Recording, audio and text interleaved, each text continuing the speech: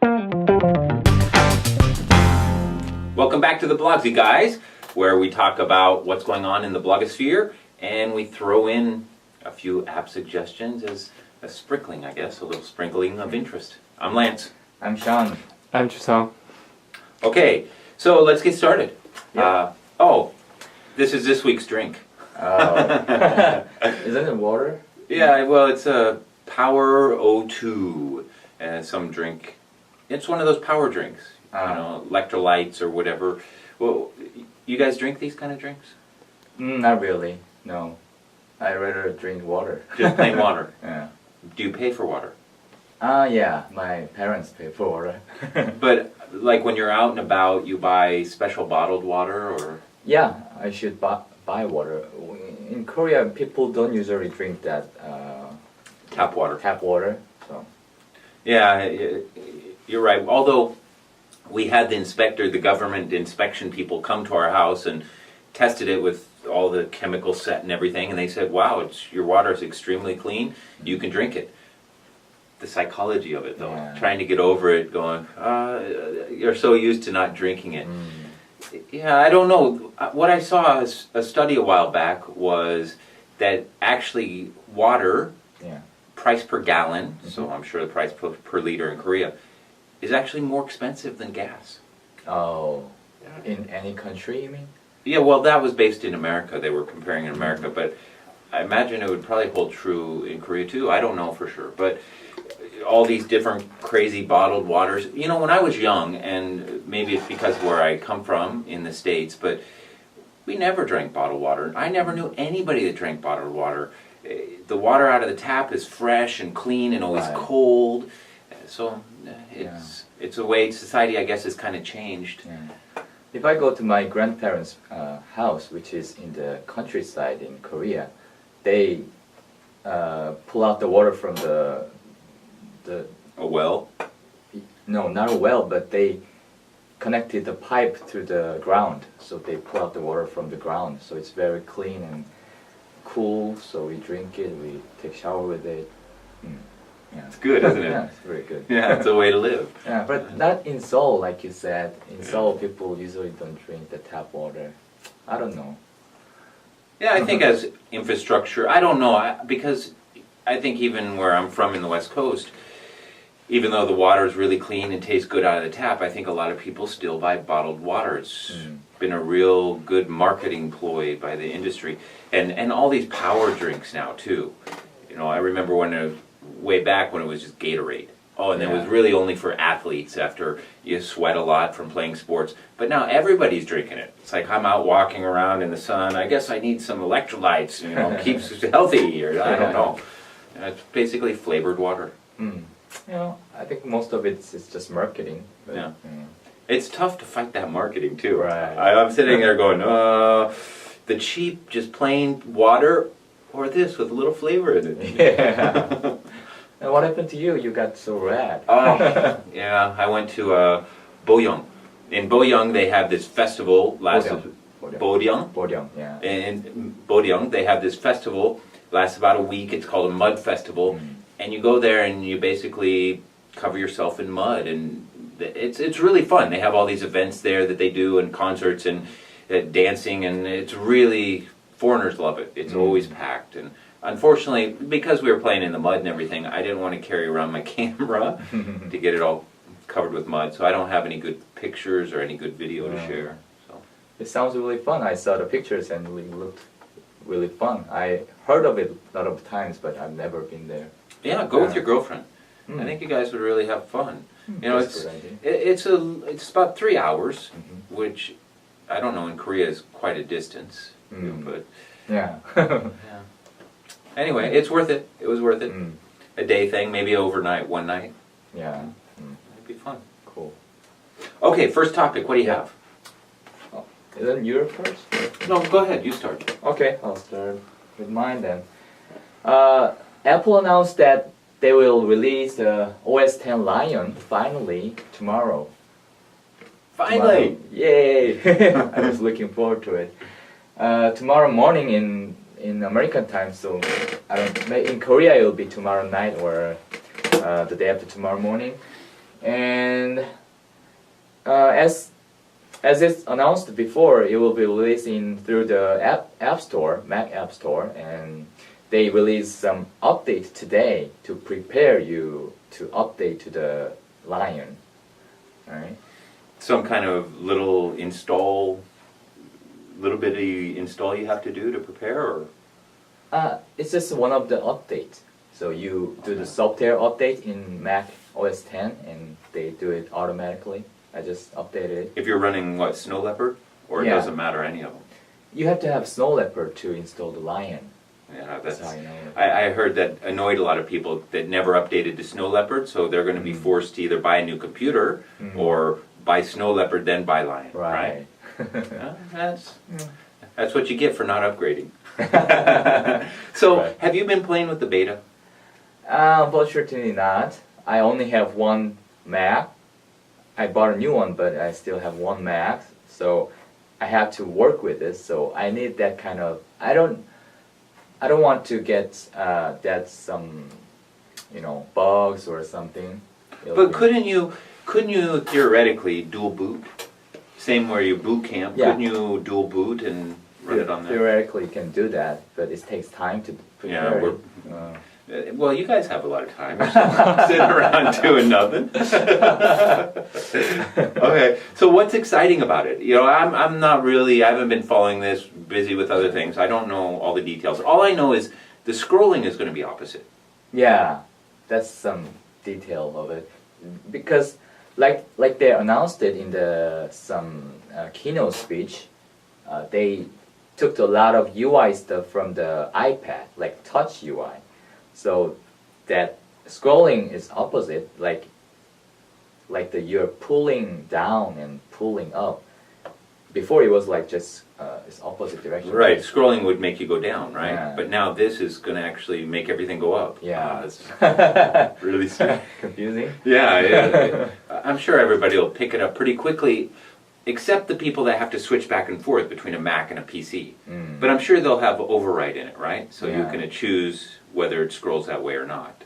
I don't know if they have some function to turn it on and off. But, And also the other one, like you said, they're pulling it from the iPad, right? So they're going to have the icons show up kind of like an iPad on the screen, and you can go through different panes or whatever. You like that? I had to try it before I decide that I like or not, but yeah, I like what Apple is doing. Apple does no wrong. Yeah, so far I've never been supported by Apple, but I'm always, I'm not a big fanboy. I mean, I am, but I'm always prepared to say some bad thing for them anyway. Yeah, I'm not, just conceptually, again, I haven't played with the beta or anything, but just the idea, the iPad feels restrictive to me. I like it, don't get me wrong, I like the iPad, I've incorporated it into my life, and obviously we do Blogsy, so it's a pretty important part of our lives. But I feel confined on the iPad, and I'm willing to make that trade-off for what the iPad does. I don't want to feel like my PC now is confined, and I know that's a mental thing, more of a mental thing, but having it that same layout, there's something about it that I just conceptually right now, I don't feel comfortable with. I like the nice, clean wallpaper. So how about you guys? And you too, Jusung. If you look at your home screen on your Mac, do you have a bunch of folders and a bunch of program icons and stuff, or is it pretty clean? My desktop is clean. I just have one folder or two folders. My desktop is for temporal stuff. Right. You work on something right now, you put it in the desktop, but later you move it to the document folder or something. Right, I do the same thing. So it's a temporary, and I guess maybe that's where a lot of people start out, and then they never get those things done, so they continue to build up on the home screen. But Right. how about you? Is yours clean, Jusung? Yeah. My home screen is close to the screen. I have a few folders and applications on the dock. So pretty clean also. Yeah. So yeah, that's, I guess, the part of the thing that worries me. If they move towards having all these icons like an iPad, then you lose that cleanliness. But it's not your desktop. It's something like you swipe 4 fingers up or down. I don't remember the details, but Okay. it's like another screen. Okay, Yeah. so again, I guess we need to play with it before we can talk about it. Yeah. Right? Okay, Yeah, next and- topic? And Oh. it's related to this. Apple, this morning, they Mm. announced that report. What Oh. report? The money. Yeah, earning report. Company earning report. They announced it, and it's amazing. Like, you can see it in this chart. Mm. I'll zoom in for you. Oh, there's no way to expand it? Okay. So, the Mac market, this purple one, is steady. It's Right. kind of growing a little bit, but iPhone, see the iPad and iPhone, is amazing. It's growing like, yeah, it's really going up. Yeah, you get here, looks like, obviously here, these are certain releases, and then all of a sudden, boom, everybody wants it. And like you said, the Mac is keeping them pretty much the same width, and the iPad is also, look at that huge explosion. Yeah. They say the iPhone and iPad market is more than half of the Apple's earning right now. And that's not just devices either. That's probably all the apps are included in that.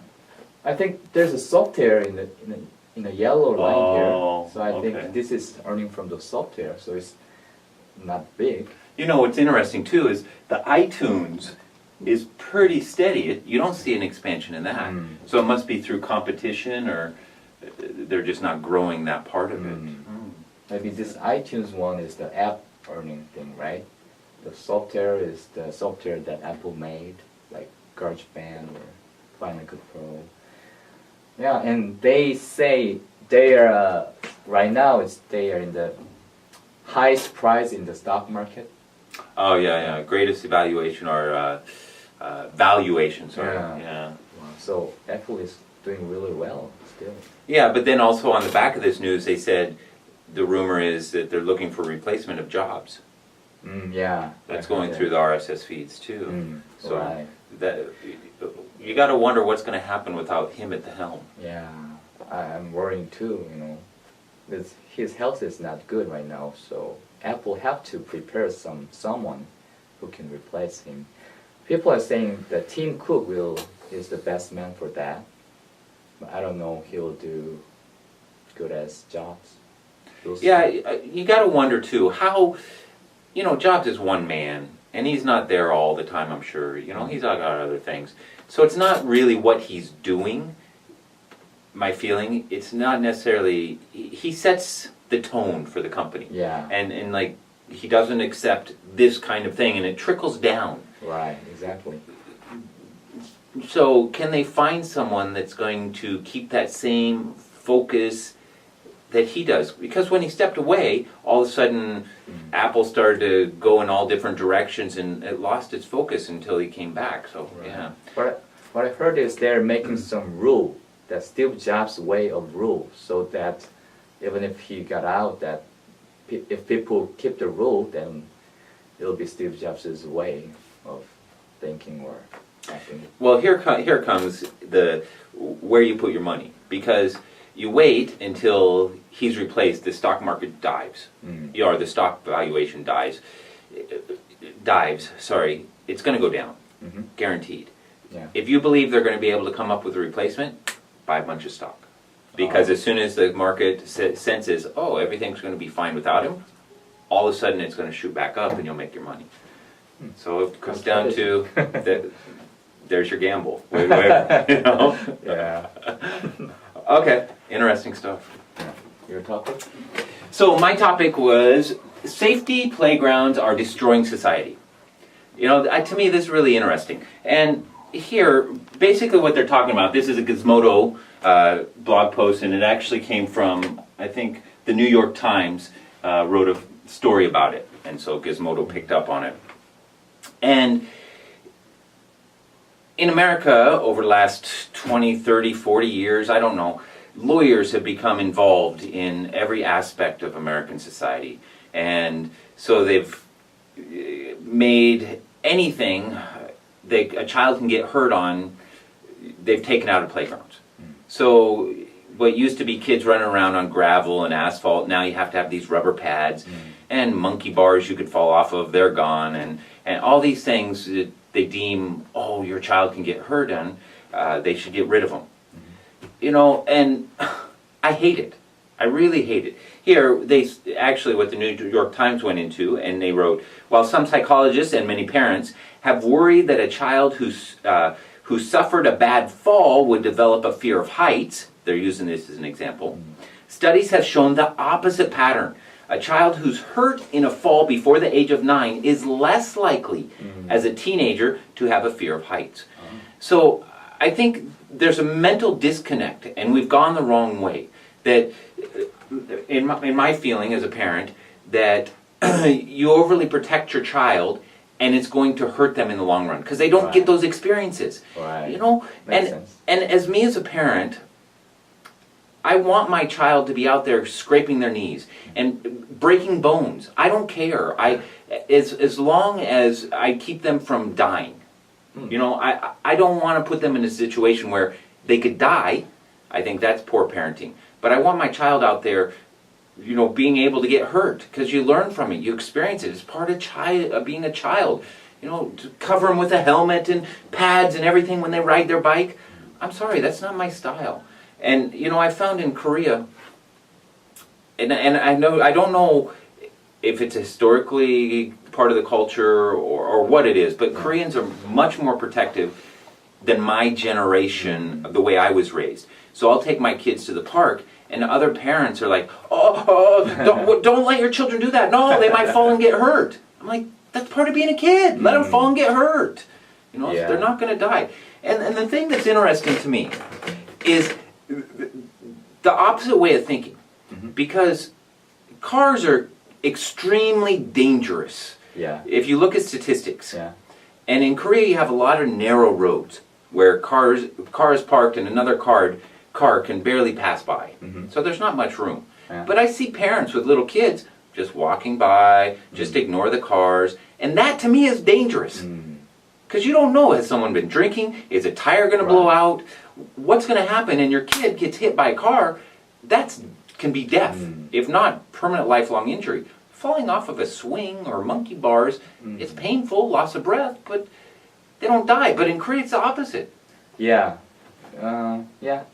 I think in Seoul, they're so packed, right? And there are many cars, like you said. So I don't think it's same in the like countryside or some few decades ago. But these days in Seoul, yeah, you're right. Many parents are scared too much about their children. Yeah, I think so. I agree. So do you imagine you guys are going to be overly protective fathers? No, I agree with you that you know that kind of experiences and you get hurt a little bit when you're a kid. That's better for your future. Yeah. So I don't think I will protect my kids so too much. But like you said, I want to protect them from some permanent injury or some death. Yeah. It's also hard as a parent because your job is to protect them. So, of course, you don't want your child to get hurt. So you have to disconnect a little bit and say, it's okay to get hurt. You know, so it's not something I think that comes along naturally. I don't know, too. Some of it, to me, is Korea is different than America, obviously, many ways different. But one of the things is, in Korea, grandparents raise the children a lot. Where the mother and father are out working, and so the grandparents end up raising the child. And there's two things that happen to me. One is they're overly protective, like that as a grandparent. The other is they're not as active, so they don't have that young parent that's running around and playing and wrestling with them. It's like grandma sitting there going, "Okay, you play, go play with your friends, go play." It's a little bit different, and I wonder how that affects Korean society over the long term. When I was a little kid, my parents gave me to my grandparents for a month or 2 months, and I still remember that feeling. I feel disconnected with my parents, so I miss them so much. So I think, like you said, that's not only about that not active active or protecting too much, but it's also about you being with your parents, right? I think when you're young, you better to be your mother or father, one of them at least, to get that feeling of love, you know, for the future. Yeah. Yeah, and it's part of Korean culture too. And I think it's changing maybe this way in America because we have two income. Now you really in America have to have two incomes, husband and wife. What happens to the child? So they send them off to these daycare centers. Right. And the daycare center has 30 kids, 10 kids, 15. And also, even if it's a great teacher, there's nobody that has the effect or concern about your child more than the parent. Right. And so how's that affect the kids in the long run? And Korea, I know too, they're all into hagwons and everything. So at a very, very young age, they send them off to hagwons. And I don't know if half of it is because the parents want to play. They want to meet their friends and, you go to a hagwon. And I don't know. A hagwon, sorry guys, if you don't know the term. In Korea, it's a private school. You pay money. It's not really a school. Koreans use the term academy, but it's not really an academy. It's hard to explain. It's like an after-hours, private, not part of any government-run system. Anyway, so I don't know. I guess it comes down to individuals. I'm going to continue to raise my girls. I have girls. I have two girls. And I get a lot of comments in Korea that I raise them like boys because I'm not worried about being all girly and delicate and go out, get in trouble, get in problems as long as you don't die. Oh, this days is too hot in Seoul. I know, you're sweating right now. What happens if we turn on the air conditioner? Jusung, can you tell us about the audio? Well, nothing's coming out now. Okay, let's move on to the next topic.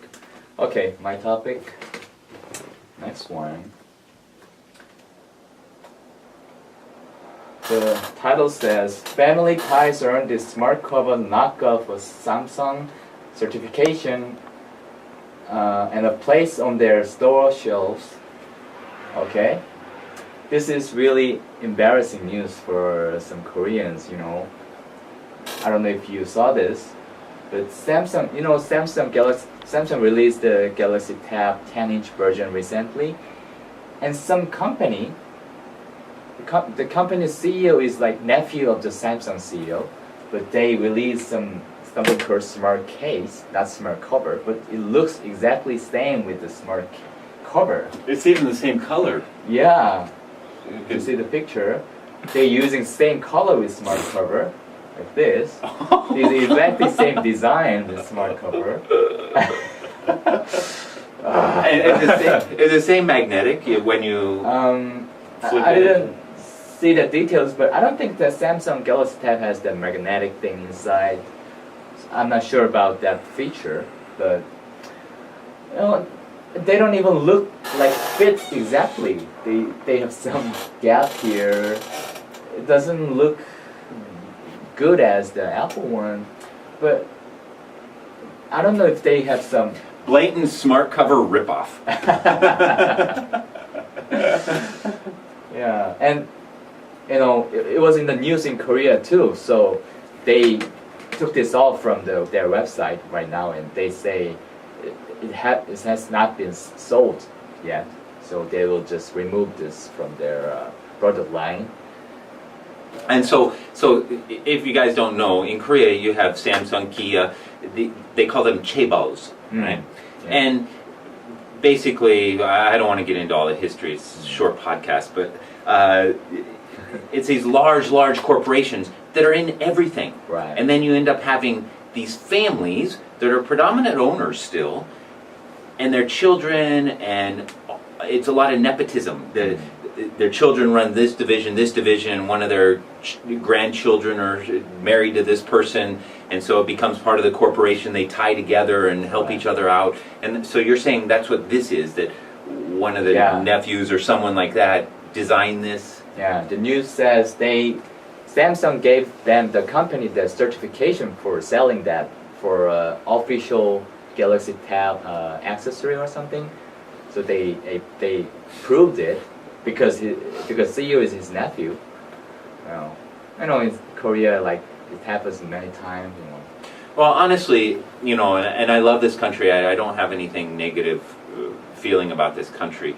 But, you know, Korea was in the 1950s, Koreans were eating bark off of trees. There was just nothing here after the war, and people were starving. And now you look at it and it's top 10, you know, GDP or whatever in the world. It's amazing. It's absolutely amazing what Korea and Koreans have done. But as you go through different roles, these different positions in building up to becoming a first world, what's it called? You have third world countries, first world country. You have to do things differently, you know. And this, to me, is very third world country. Some developing country. Right, exactly. You copy some advanced country and focus on marketing it to your local population, and they don't really hear much, other than a small crowd. They don't hear much about the international stuff. But now that's not where Korea is. All Koreans know about the international stuff, and you start copying this stuff, and you feel a little bit embarrassed, and you wonder why. Why are you doing this? You know, you're smart enough, you're advanced now. That's amazing products you're putting out. Come up with your own ideas.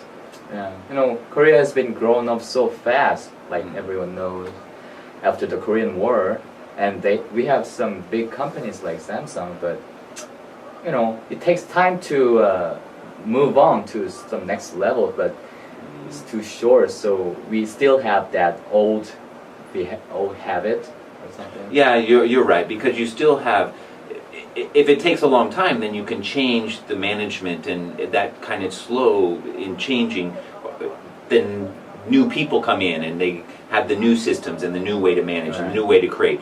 But in Korea, it's so fast that you still have these guys that got their jobs and were trained under this old system, and now they're trying to lead when all the rules have changed. Right. So, yeah. Yeah, I know I had heard nothing about this. That is super embarrassing. I want to buy one just to have it. Okay. Oh, this looks like it snaps on. It's not magnetic like... Yeah, I think so. They have... It's not only the cover on your screen, they also have some... the back, so it clips on, side. so it's not even the magnetic, so it can't stick on. Okay. This one? Oh. I think we're on to apps now, right? The Kindle announced their textbook rental system, and you know, I thought, great. Now I'm sure if Kindle is going to offer them, you're going to eventually be able to get them on the iPad. But I guess I have a feeling that students they're going to end up getting screwed in this, because the way the system works now, and I don't know Korea so well, but textbooks are typically just for American students, so there's not a big market to sell them. So the publishers and the writers can't make a lot of money to justify publishing them, so they make them super expensive. You know, I remember paying $60, $70 for a textbook, and that's a long time ago. So now they're probably 100, 150, maybe 200. But you had a way, at the end of the semester, you could sell them back. And so you'd recuperate some of that. Of course, you know, it's 20% or 30%, I don't remember now. But you still had a way to make some money back. But if you're doing this rental system, they still have to make their money. The publishers still have to make their money. But they've now cut out that sellback for the student. So just my feeling is, this sounds really good. But it must be cheaper than just buying it, isn't it? Rental. Well, yeah, I don't know all the data yet. They said they're going to do it. It says 80% off the print list price on a 30-day rental. Who's going to rent a textbook for 30 days? Maybe the students will wait until last week to study for their test. I don't know. But basically you have to rent it. Right now also they said they have 30-day or a year. Who takes a class for a year? It's typically, quarter system I was in, it's a matter of 3 months. And even semester system, it's a matter of 5-6 months. Talking about college or university. University? Yeah. Right. So I'm curious too in Korea. Are textbooks extremely expensive? You're talking about the college, university, right? Yeah, it depends on the professor. Professor fix that textbook, so Right. they tell students to buy it. So I heard that there's some connections too, like yeah, the professors, if the professor knows some textbook publisher, they make the student to buy their books. Yeah. Get a little bribe under the table. Right. And yeah, no, normally, if it's like some English book, like original English book, we call it wonso. It's really expensive because it's imported. Not only that, but the market's different too. You know, Korean books, it's ridiculous how cheap they are. You know, it's amazing. You can get a big novel, and what's it cost? Man or something? Yeah, this is from 10,000 to 15,000, which is $10 to $15. Right, but the same book in the States is going to cost you 40, 50, 60 really? bucks. Oh. Yeah, Didn't books know are that. really cheap here. And so I heard in Korea, don't become an author because there's just no money, even for really famous authors that are well published. They don't make a lot of money. Oh, I saw that in an ebook store. They sell a book for $15 or something. So it must be much cheaper than the real book. Right? Oh, I think you're talking about like paperbacks. No, I mean that iBook store. Right, Amazon but store. I think when they start doing those, then it's already at the paperback stage. In America, you have first hardback Oh. comes out, which is super expensive, Oh. and then after they've saturated that market, sales go down or whatever, then they put out a paperback, Oh, so the really? price comes down some, Oh. and then the digital is supposed to be a little bit cheaper than that, but I don't know, not enough. Interesting. Markets are quite different. Yeah, we don't have that hardcover and the paperback or something.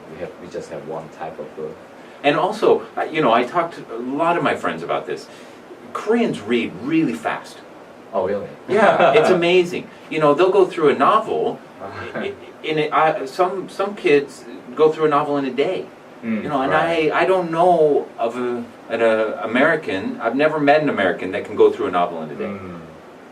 I think in Korea, teachers teach students that you have to read something fast. You have to learn something fast. So they don't really enjoy the novel, I think. I mean, if they want to, they can do it, but we learn it to make it fast. So in some hagwon, like you told about, academy, they teach students to read, how to read fast. So I didn't learn that stuff, but I heard that it's something like you take a picture of a page, you take the image in your brain.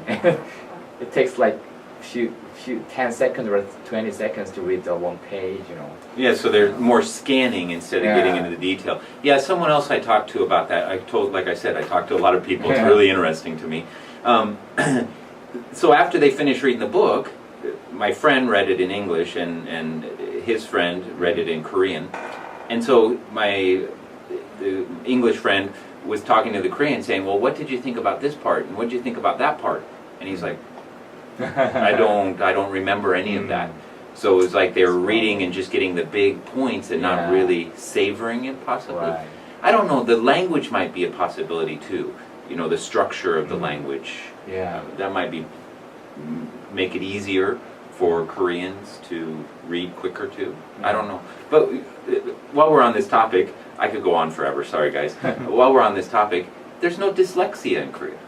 Excuse me? Dyslexia. Dyslexia is when you read everything backwards, or the letters look backwards and all jumbled. So there's lots of kids in America that have dyslexia and they can't learn to read, and it holds them back in school. Oh, is this some mental disease? It's not mental, it's, I don't know, I'm not a scientist and everything, Oh. I can't really say, but yeah, it's a known disorder. Oh, really? It's a known Never heard of issue. Yeah, that's right. Korea doesn't have it. Oh. So, I don't know, it's a similar thing. We have something called 난독증, which means difficult to read.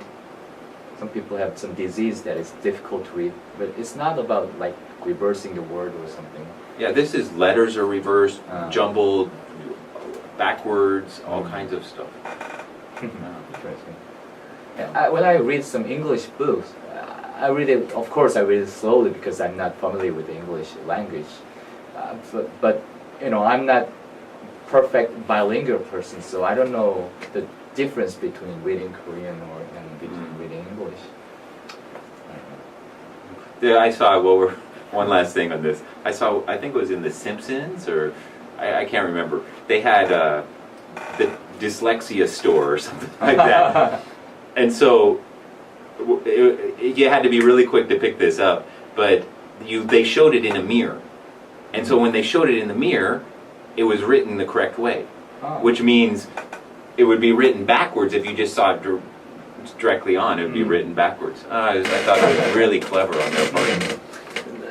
Yesterday, the day before yesterday, I saw a clock on the wall which is reversed. Everything is reversed. So it goes backwards? Yeah, the numbers are reversed. So I think it's for some like hair salon or something. You have big mirror in front of you and you have clock behind of you, so you can see the clock in the right direction. I thought it's really clever idea. Well, I saw. I've seen those sold that way, but I thought it was just a style thing. But yeah, that might be. I never thought about. It can be a style thing too. One guy actually through Blogsy, he was saying I use Blogsy on my blog, and so I followed his blog, and he bought a clock and set it, and then went out to dinner, came back, and found out it was 3 hours earlier than it was supposed to be, and it actually was running backwards. And it wasn't intentional. All the numbers were the correct way, but the hands were going backwards. Yeah, so I suggested that. I said, just reverse, move the numbers around, and you have a clock that runs backwards. Kind of interesting. They're really unique clock. Okay, I guess app selection? Yep, let's go to the apps. Yours? Okay, mine is called Puppet Pals. And I think this is a brilliant idea. I just love it. You told me this. Yeah. I love it too. It's basically you have a set of characters that you use to create a puppet show, and it records it as you're playing it, and then you can play it back. Let's see if I can find where I put it. I never so many on here. You wanna show it? Oh, there it goes. Yeah, I guess a little bit. Press to start. So I don't know if you guys can see, but we get here, you get sets of characters you can use and you can choose. And then once you choose the characters, then you go next, and you can choose the background, and then next. And then you have a record button up here, you record, and then you start talking. Hello, how's it going? Oh, my name's Billy Bob. Hi, I'm Mr. Banker. And then you can get them to move and get smaller and everything like that, right? Oh, yeah, woo, what's going on? And then stop, and then you can play it. Talking, hello, how's it going? Oh, my name's Billy Bob. Hi, I'm Mr. Banker. And then you can get them to move and get smaller and everything like that, right? Oh, yeah, woo, what's going on? So that's basically what it does, and I just think it's a brilliant idea. Yeah, I love it. And they also have kind of their idea of making money is intelligent too. It's free if you guys want to go out and download it and use it, and it comes with a basic set of characters.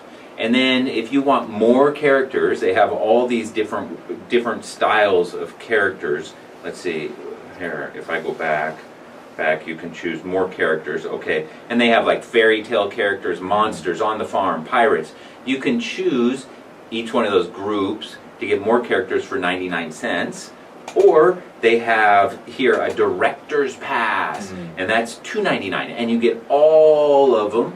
Plus, you're able to actually take pictures with the iPad and cut them out. I love that. And so use actual people within it. And even you can use your picture with background.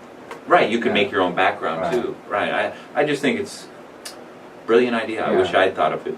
Yeah, I think if children play with this, they will be really creative. They can do some creative stuff like making some movie easily. Yeah, I think it comes down to age. I think if you're too young, it just becomes moving them around because you don't have the ability to tell the story. Right. But if the parent's there, it's a great way to play with your child. Let your child be one character and you throw out a sentence and see how they respond, and you can record it and have that forever. Remember that Right. forever. So Right. yeah, it's You can export the video to. YouTube, right? You Yeah. can export it and use it in YouTube or save it on your hard drive or whatever you want to do with it. If you are parents, you can make your own puppet show to your children. Yeah. Right? That's really cool. Yeah, you could definitely. I mean, Yeah. instead of actually when I was young, I actually made a Mm. puppet house for my daughters and would get behind there and like blah blah blah blah. But this is a lot easier way to do it. Then later they can watch it. Yeah, with their pictures in it. Oh. Right. And have a chicken eating them. Okay, what's yours? My first app is Google Plus finally released the iPhone app. Actually, they Apple approved it today, I guess, and I used it. I installed it. I used it, and I used the Android version of their app too, and it looks exactly the same. So they use the same UI with the Android version. But what I read is actually I don't know where I read it, but people are saying it's better than the Android version. It had some other functionality or something worked better. Oh, I didn't know the details yet, but yeah, but because they use their own UI, they have something like if you swipe to the left or right, you can change the panel. Mm-hmm. But you have in the iPhone you have some typical UI that you have in the bottom. You have some buttons, and if you press it, it changes the panel too. But it's not better than that, I think. I mean that Google's version is not actually better than the iPhone's way, but they made it this way because they want to keep that consistency of their UI. And this is something that John Gruber, the blogger, catch out too. I like that actually. Oh, You know, I downloaded it when I found out about it this morning and downloaded it and just played a little bit. And actually, I like it. I like that swiping back and forth between the different feeds, if you want to call them that. Right. I really like that. And I like the ability to create new circles within it. You know, a lot of apps, Google doesn't allow some of the stuff in the API, so you're able to use something but not create something. It's kind of frustrating, but this gives you the ability to create new circles. I think is good. And to me, the choosing which circle you want to read, the UI is not good enough. So at first I couldn't find how to do it, but if you have to go to main page and you have to choose circle, and there you can see the stream of your circle. Anyway, so the UI wise, it's not, to me it's not perfect, but I like that I can use the Google Plus in my iPhone. It's really good. Yeah, and because of that, I think I'll actually become a user of it because we talked about it before in a previous podcast. Because I use Google Apps, it becomes really complicated. You have to open up another private browser to have Google Plus running if you're using it with a different Gmail account, or it screws up everything.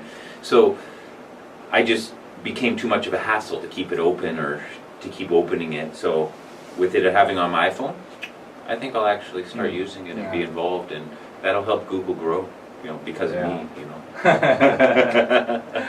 And it's actually growing. I heard that they're reaching like 15 million users so far. I don't know if it's correct or not, but yeah, just I saw some parody movie. Maybe I can show you. Yeah,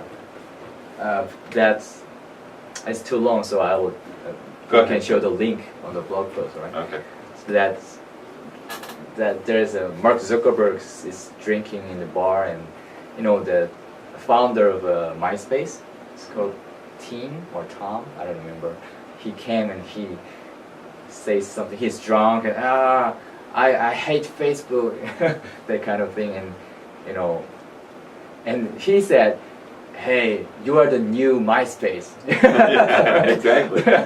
So the Google Plus is now going over Facebook, so Facebook can be the new MySpace. I don't know if it'll be true or Yeah, but 20 million users compared to 750 Yeah. million. You know, and you got to figure too, a lot of these people took, not the non-techie people, it took them a long time to actually get onto Facebook. Well, within the last year or two, all of a sudden, boom, all these grandmas and whoever has started getting on Facebook, so huge growth. I think transitioning them over to a new one will be easier than first getting on Facebook, but will still be difficult. They'll be Yeah. stuck there. They're kind of, I know this, I don't want to change. And I heard very interesting theory how Facebook got succeed. Mm. They started from the Harvard students, right? Right. So the Mark Zuckerberg intentionally put some Harvard male students in the Facebook, and some females who are interested in that Harvard students came in. So there are perfect male and female rates in the Facebook for the first time.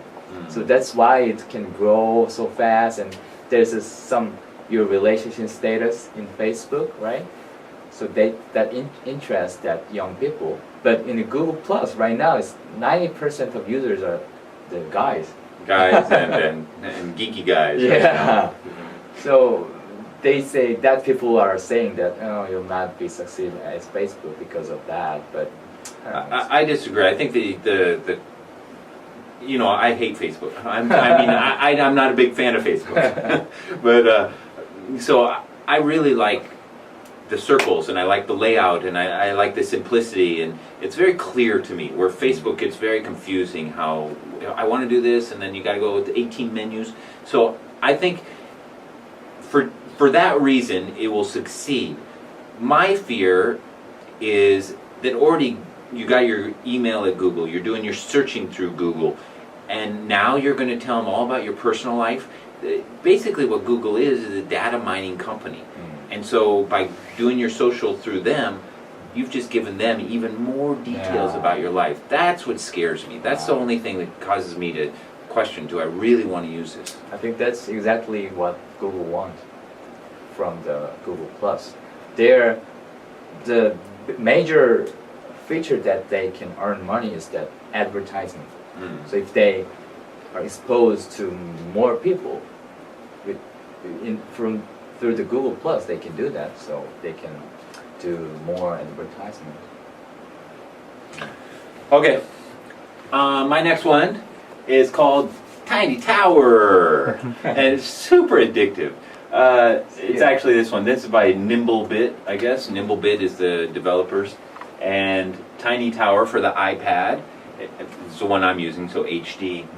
And basically what it is you build a tower, and you have to keep building levels and levels and levels, and you get different kind of shops, and you have to build apartments, and you have to sell products, so you have to stock the products, and it's, to me, just really addictive. You know, and it's I guess it's a little bit of my kind of game, not where you have to sit down there and play it and play and play it. I can like schedule to stock or start building something, and then go and do my work, and then come back in an hour or two and go, oh, okay, I need to restock or something like that. So it's not really time. Something similar to Farmville, right? You can build something and make it grow. I guess I never played Farmville. I never got into those, again, because I wasn't into Facebook. You so. played the Wii Rule. Yeah, right? I played Wii Rule on it was pre-iPad for me. Yeah. So I played it on iPhone. on my iPhone, and yeah, I got addicted and finished that one. But that seemed, it was relatively short. I mean, is it? yeah, I got to the end. I'm like, okay, what do I do now? Mm, You know, I right. maxed out everything, accomplished everything. What do I do? You know, so this one seems like it's going to be more of a struggle. I'm on like level 33, and basically what you're striving for, the achievements as far as building height stop at 100. So it's still a ways to go. But You don't know what will happen if you reach 100 stories? no, don't know. You just get an achievement, I think, and Oh. and they have a lot of these achievements stock both a bike shop and this other kind of shop to full capacity, and you get this achievement. And there's tons of those. So not only do you have to stock them both, but you also have to acquire both of those shops. And you have no choice in the shops you choose. Oh. You have, basically, they break it down into 5 groups: retail, food, creative, I can't remember, Service, service, yeah. Jisun is into the Um, game too. recreation. Yeah, recreation. So those 5. And so you decide you should kind of be balanced. So, okay, I'm going to choose recreation. And then after it's done building, you find out what it is. So you don't have a lot of choice in the shops you get. But it's extremely addictive. I love it. I love it. I love it. I love And they it. have very unique graphical design, right? It uses a pixel design. That's what some people are saying that's part of its appeal, its charm. If it was too polished, the graphics were too polished, then maybe it wouldn't be as popular as it is. I don't know. So here, you're building your buildings, and then it disappears. and here are the different kind of places, you know. And here, you can see over here, so fortune teller, I guess, is going to do palm reading. So you have to build up. And some, like here, it's for laundromat pants, 38 minutes. And, you know, you have some to stock as 5.5 hours or something. So far, maybe later it'll even be more. I don't know. At the low levels, you know, 2, 3, you're like, oh yeah, the level would be built in 20 minutes or something. And now at the level I'm at, it takes 16 hours. Oh, ridiculous, you know? And I'm at level 33, so imagine level 100. What's it going to take, a week? A week to build one level? You have to spend your entire life. Yeah, well, you know, it's part of that class of games where they want you to spend real world money so you can get more bucks, so you can use those bucks to buy things within the game. And sorry, I'm the kind of guy that never buys those in-game things. I try to figure out a way to do it without doing that. So maybe it takes me longer, but Your daughter is into it too, right? yeah, my oldest one and my youngest one, she likes to do it too. She doesn't understand the strategy behind it fully, but she loves sending them on the elevator and restocking and stuff like that. Yeah. So it's good helps me build taller because I'm like, oh, I don't have time. You guys do it. Your younger daughter is 5? Right, 5. Right. 5 years old. Okay. Yep. To Blogsy? You threw out both of your apps already, huh? Oh, I have one last. Yeah, I thought so. What you doing? Screwing up the whole podcast. Sorry. Okay, let's go. Yeah, this is the StumbleUpon. Oh, yeah. They I don't know if they released iPad app recently or I don't know when they released it, but Recently. yeah, It was recent. they released the iPad version of their app recently. And StumbleUpon is the web service that I used from long ago, and it's about you hit a button and it shows a random stuff, but it's related to your interest. So it shows some interesting things, funny things that fits you. So it's really good service to spend time, I think, to kill time. You know, if you have nothing to do, and it's really good for you. And right now you can have iPad, and you don't have to boot up. You don't have to turn it on or off, and you can just grab it and tap and see stuff. You can spend like hours doing this. It shows really interesting things. Yeah. Yeah. I signed up for StumbleUpon and I never really got into it. I like the concept. But by the time I signed up for StumbleUpon, I don't know, 10 years ago or something, I don't know. I was past the point of internet surfing.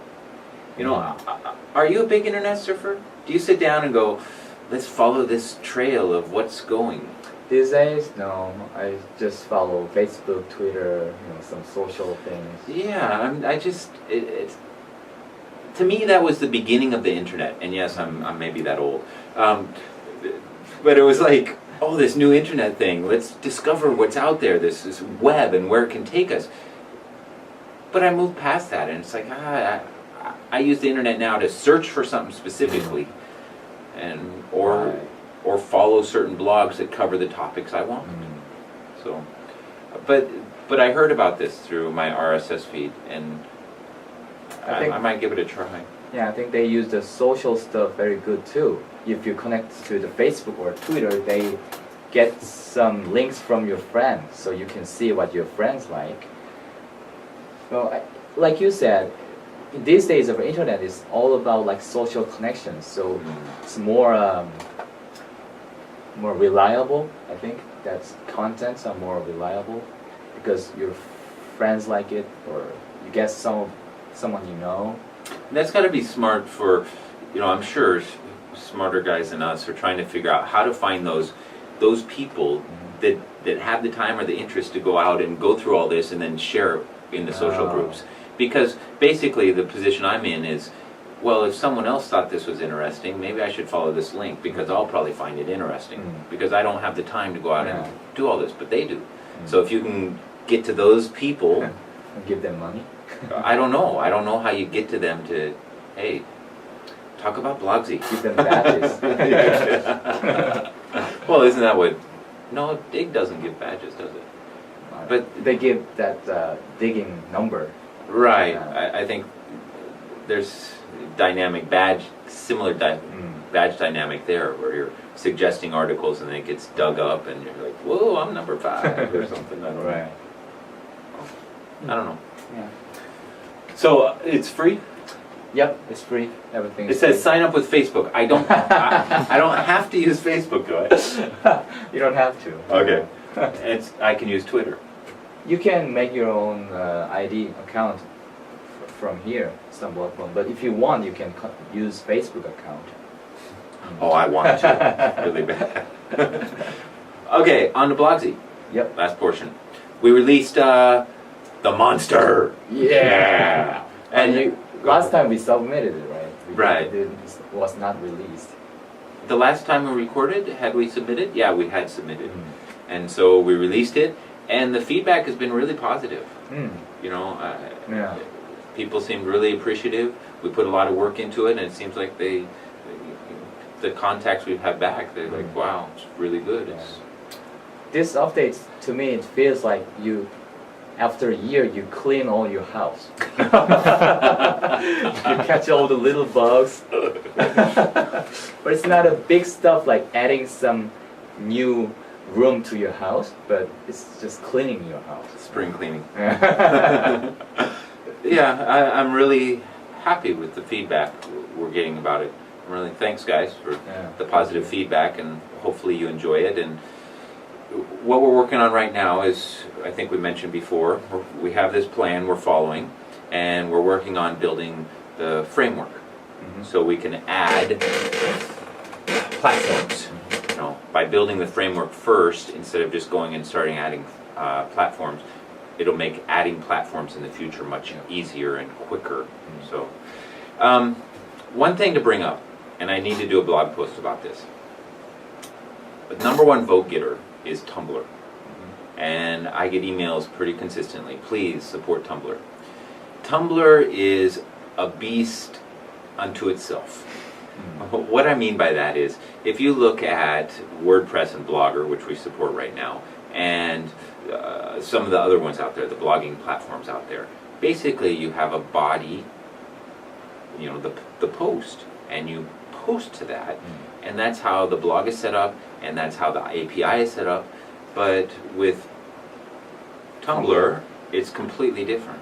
You know, you have a text one, which is similar to the plain blog, but you also have the photo one, where you actually have a different section. You put the photo and then a comment to it, and you have quotes. You know, the quote, and you have comment to it if They you have want. audio, chat, yeah, all this kind of stuff. So not only does it not fit in with our UI, but also the whole back end is completely different because the API is completely different. And so our hope was to make Tumblr part of this first platform, make Tumblr this first platform and surprise you guys and hopefully make you all happy. But we're not able to do that. And right now, I think we're struggling with what we're going to do about Tumblr. 'Cause this is the dilemma we're in. If we just add the ability to add text, the text kind of post, we're really afraid that we're going to get a lot of negative feedback. all of a sudden everybody's going to say 1 star, 1 star, 1 star, because it only supports text for Tumblr. And then people aren't going to look and say, oh, it's because this is just a Tumblr issue. They're going to say 1 star, 1 star, 1 star. Oh, it's Blogsy's a piece of crap. We're not going to buy it. And so that scares us a lot. So the other option, you know, we try to figure out the back end, but you're talking about a lot of time, and we don't know if the market is there. Honestly, we don't know if the market is there to justify. We have limited time. We have to pay our salaries and expenses and everything. Is it worth the investment of that time for the market? Can the market support it just for a posting? You know, if Tumblr comes out with an app that can also read and comment and everything, then what's the point of using Blogsy just to post? Even if you can post photo and quote and that kind of stuff. So it's a really tough dilemma that we're in. You know, one thing we contemplated and batted around is, I do need to do a blog post, so this will be a blog post, but one option is, if you guys really want the ability to do photos and that kind of stuff, then it's an in-app purchase. But then we've possibly still run into the issue of negative publicity. Oh, what? I'm paying $1. I already paid $4.99 for this. You know, it's really difficult. I'm sorry, guys. I just want to be honest with you. Yeah. Of course. Any other thoughts? We talked about it.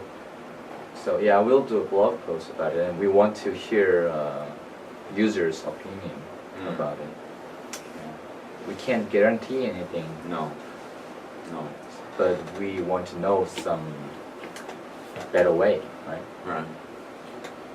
You know, and it's honestly, it's really frustrating, I think on all of our parts. It's really frustrating for me, because if you look at our About page, Tumblr is the #1 vote getter, and it's the #1 request by people on Twitter to us, and Facebook, and emails I get.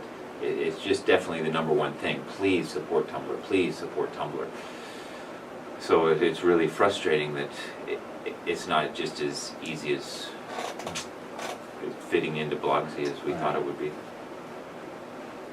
So I don't know. I don't want to leave the show on a downer. You know, Blogsy's doing great. We're really happy, and give us feedback, guys. We'd really love to hear from you. And thanks for taking some time out of your day to watch. Yep. Thank you. All right. Okay. Bye. Bye. See you.